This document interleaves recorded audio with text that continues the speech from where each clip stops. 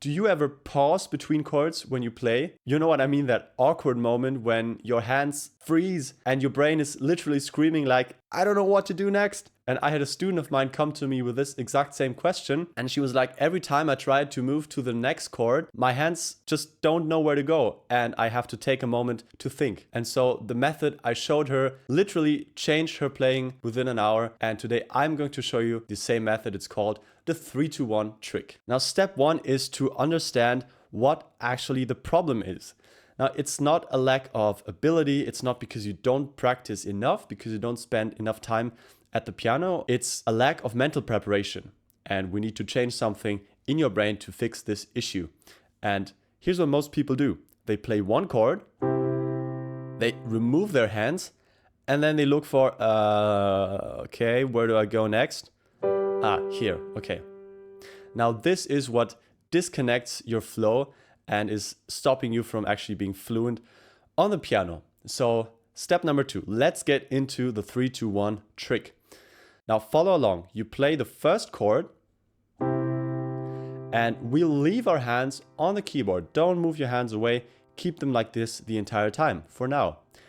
Now you'll think about the next shape where your hands have to go. So literally visualize where your hands are going to move. Let's say we want to move to a G major chord. What do we have to do? Let's say we play the G here with our thumb, okay?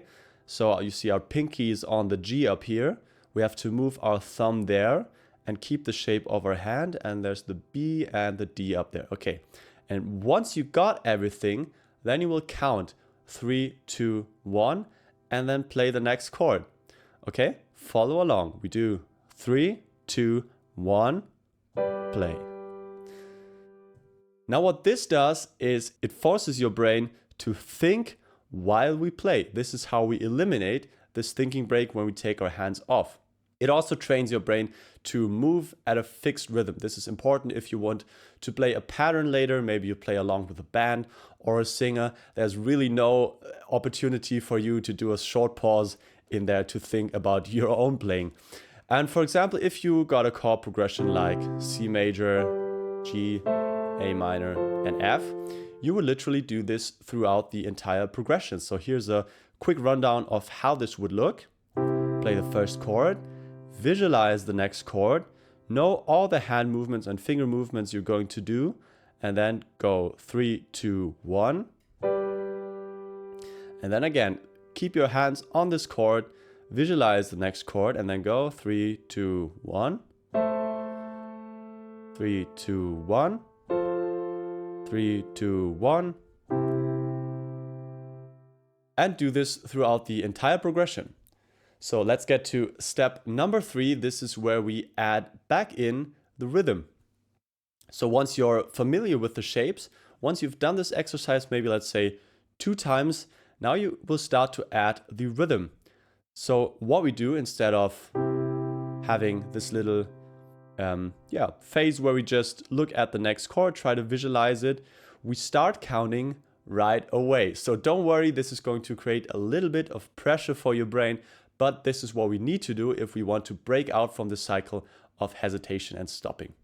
So we go 3, 2, 1, 3, 2, 1, play, 3, 2, 1, play, 3, 2, 1. So instead of stopping, we go into this beat, into this pulse, and we always go play, 3, 2, 1, play, 3, 2, 1. And again, you want to really focus on thinking about the next chord while you do the 3, 2, 1 counting. And for example, it may happen that you go 3, 2, 1, play. First one is fine. 3, 2, 1. And you're like still up. I don't know where to go. This is the time where you take back one step and you revisit our first step, which is to take your time, visualize the next shape of the chord, because it just means we haven't memorized this shape enough. And then come back to the pulse. And so step 4 is to take away the counting, because we don't want to count along all the time. It's just a tool that we use. And then we go play like this.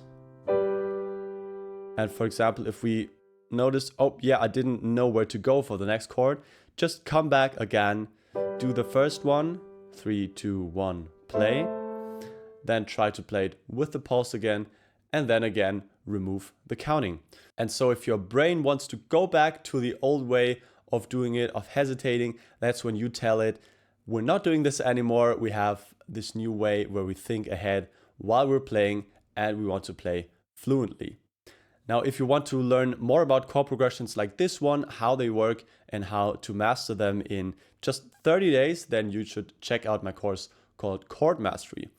It's a step-by-step program and it teaches you everything you need to know about chord progressions and nothing you don't. The link is in the description or in the pinned comment, and I'll see you guys again in the next lesson.